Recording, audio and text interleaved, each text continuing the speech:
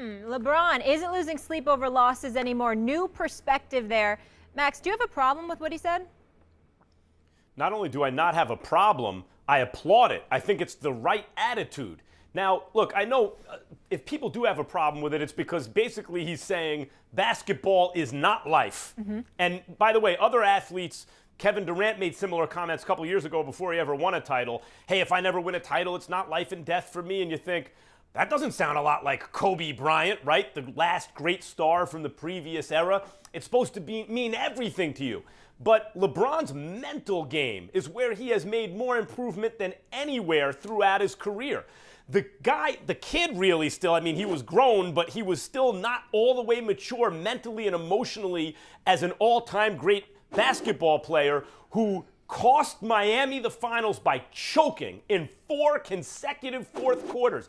That guy made a miraculous transformation, an unbelievable transformation from that into a guy who's had some of the greatest performances in the history of any American team sports finals.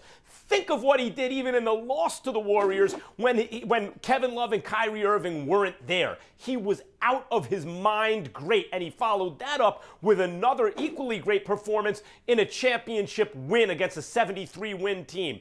The way he made that transformation, Stephen A., is with emotional and mental maturity. It's like a closer in baseball. You have to have a short memory. When Mariano Rivera melted down on the mound in 2004 to the Red Sox, they were about to sweep the Red Sox, likely beat the Cardinals to win their 5th out of 6 World Series championships, the Yankees. Rivera melts down. The next year, opening day at Fenway Park, the Boston fans are on their feet applauding Rivera, messing with him. He doffs his cap.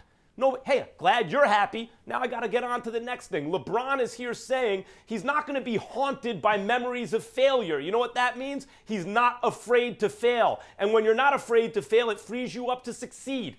That is what's happened with LeBron James. I not only don't have a problem with it, I think it's excellent. It shows maturity and a championship mentality, actually. I'm disgusted by what I heard him say. Personally, I completely and utterly disagree with you, and I will ask you to indulge me with your patience while I say what I have to say, because I think it's very, very important. LeBron James, if his family is watching, I want to make sure that I emphasize something. LeBron James is the best player in the world. He's a phenomenal role model. The manner in which he has conducted himself as a professional athlete is something that is to be incredibly commended. Not only should his wife, his mom, his confidants, his children all be incredibly, incredibly proud of him, but the rest of us should be incredibly grateful to him for the level of excellence he has strived to give us throughout these years. I'm going to miss LeBron James when he's gone, and I'm thankful for everything that he's given the game of basketball and the world of professional sports. But that has nothing to do with what we're talking about. When LeBron James goes that route, it ticks me off. And the reason it ticks me off is because it implies that somebody is questioning those things about you. Who questions him as a father? Who's questioned him as a man? Who's questioned his philanthropy? Who doubts that he loves his children and he wants to see? Look, we have children, Max. We want the same thing. We don't bring it up when we're talking about particular subjects because that's not the subject. The question to LeBron is about basketball. And it seems to me like there's this concerted effort, which is what I bring up consistently about controlling the narrative, where you want to focus on something else when everybody's talking about basketball. You've lost 5 finals. I appreciate the fact that you bring that up. I don't want to hear from a guy who's in pursuit of championships, who's chasing the GOAT, his words, okay, who's chasing that, to start pontificating about stuff that's got nothing to do with it. The fact of the matter is that if I'm a reporter and I'm asking you about basketball, I didn't come up to you asking you about you as a parent.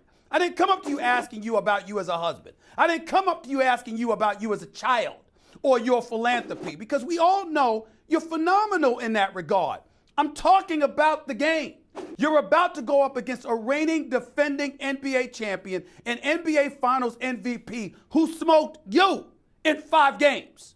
And so what I want to talk about is, what I'm asking about. If we came to these guys and asked them questions about their personal life, 9 times out of 10, they'd be offended because they don't have anything to do about the game. But the second you bring up something critical about the game, let me lean on my default position and bring up something that's irrelevant. I don't like that. And the reason I don't like that, Max, is because it has nothing to do. Nobody's ever questioned anything. And if anybody were to talk about LeBron James, the person, the man, the husband, the father, his charitable donations, I'd be all over them because the dude as a professional athlete is as close to perfection maybe that we've ever seen. But when it comes to your performance on the court, I want to know about that. I asked you about basketball. I'm talking about you losing 5 NBA finals. I'm talking about you going up against the Cats that knocked you off in 5 games, and despite the fact that you recorded a triple-double and you had the team loaded that you wanted, you still got smoked. And oh, by the way, you're about to go up against them again. It's Christmas. I'm not trying to come at LeBron in a negative way, but I'm like, come on, bro. We ain't talking about that. Stop trying to gloss over the reality of your professional basketball career by bringing up something that has nothing to do with it.